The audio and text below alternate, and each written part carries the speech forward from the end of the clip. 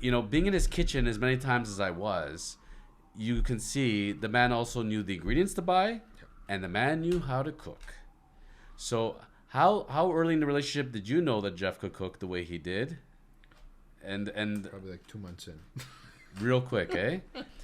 Because he was working at the family restaurant up in Georgina. Yep. How many years would you figure he was a chef over there? It was just when my uncle was like away. Yeah. 5 years, 7 years at least. Feels like forever.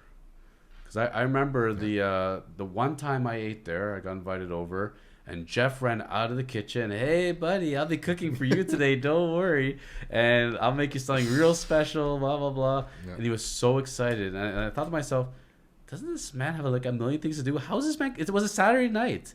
Well, how does this man cooking on a Saturday night? But, he was so selfless. Yep. He wanted to be there for his uncle. He wanted to be there for the family. And he was a great cook. Like, Yep. He just... damn. No stress. I remember the restaurants packed because I used to go up there, Saturday night. Beautiful whatever. restaurant. Right. Love it. Love it. Right? Restaurant was packed. People were this, that, but he was just, and no stress, no thing, just, well, again, don't get me wrong, my uncle too, right? But, he was just, and then like you said, he was just like, hey buddy, how you doing? Hey, how's it going? Yeah. Just like, so like nonchalant, just coming out, just be like, yeah, let's go. Yeah. But, if we're going to talk about the restaurant and Jeff cooking, it allowed your uncle, because otherwise your uncle would have been the one doing it. Correct. And it allowed your uncle to do what he was going to do, was be the maitre d', to be the schmoozer. I can tell you, when I was there for dinner, I ended up being there, I think, for over 3 hours for dinner. Mm-hmm. And I learned more about Greek culture that day than I ever did in my life. He brought me on YouTube, and he showed me on YouTube every Greek singer known to man, the ones that he saw in Toronto, the ones that are coming to Toronto, how everything came from Greece from one way or another. Showed me the origins of everything from Greece. He basically played me YouTube for an hour and a half, and I had the best time. And Jeff kept peeking in, and it's funny, they had a special relationship. Them too? Yeah. Huge. It's hard to talk about now because we said with the baby. We're not crying. We're not crying. We're not crying. At the wake, when I talked to your uncle, me and him both said the same thing. Our first reactions were, when we found out, why couldn't they take us? Why him? Your uncle said the same thing. I smoke. I could have maybe have 5 years. That's what his words to me. And I said, no, you got forever. He goes, no, but it could have taken me. Why? And it's one of those things we're never gonna understand. We're never gonna. And when they say, everybody has a purpose, and life has a purpose, and God has a purpose, and everything, whether you're religious or not, you want to hold on to that. But this is one of those things. There's no effing purpose for this. There's no reason for it. Yeah. And he should be with us right now. We all want him here now. This episode was designed for him to be here. He should be here. We want him here. We're glad you're here. But this is to celebrate him. But there's no question that those days at that restaurant, any of us would give anything right now to go back to that restaurant and be able to eat Jeff's cooking, have your uncle telling Greek stories, and to go to the way it was. Yeah. So Jeff the chef, did he have any specialties? Do you recall any particular meals that you enjoyed? What was his? Did he have any particular flair in the kitchen that was his style? The biggest thing that I remember with him, and I don't want to say the worst part, but I don't even want to use the word unfortunate, but we started, as just a family, whoever wanted to get together, of course, prior to the pandemic, where it was Thanksgiving. Mm-hmm. He goes, you guys come up here, doesn't matter, I don't care how the families are, whatever, you come up here, I'm cooking. And Jonathan, I remember that first year, this must have been at least 5 years ago, 7 years ago. He made one of like a turkey, I remember, okay, and stuffing and the gravy. Well, anyways, like a whole smorgasbord of everything. Yeah. And the turkey, I remember, you just take it, you put it in your mouth. You didn't have to chew it. It literally melted in your mouth. It lit like how they they say, oh, that steak was so good. It melted. No, this thing literally, you put it in your mouth and the thing just.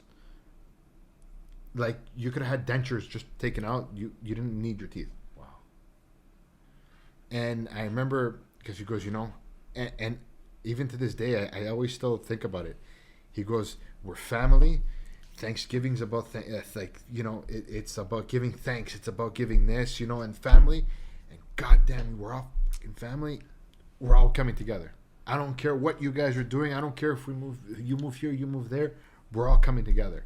That's beautiful. And we used to come together, I remember, and he didn't want help. We would go, hey, you want help? Get the hell out of here. No, my kitchen. He would really cuss you out. And everything, I remember at the end, complete masterpiece. I remember going through his fridge, his cupboards, that table there. There's so much food all the time. The man constantly had food. It's incredible. And did he ever talk about his preference nutrition wise? Because it seems like he knew how to pick good ingredients. He was into healthy eating. How big of a talker was he for the pro healthy eating movement? If it was feasible and he was and it was able to, depends where he shopped, which again usually Zehrs. Good old Zehrs. He would try to stick to the organic. Yeah. But even with the clean eating and everything, he wasn't really on a specific meal plan. It was just more of a clean eating type of idea. Mm-hmm. He tried I'm going to eat whatever I can. Yeah.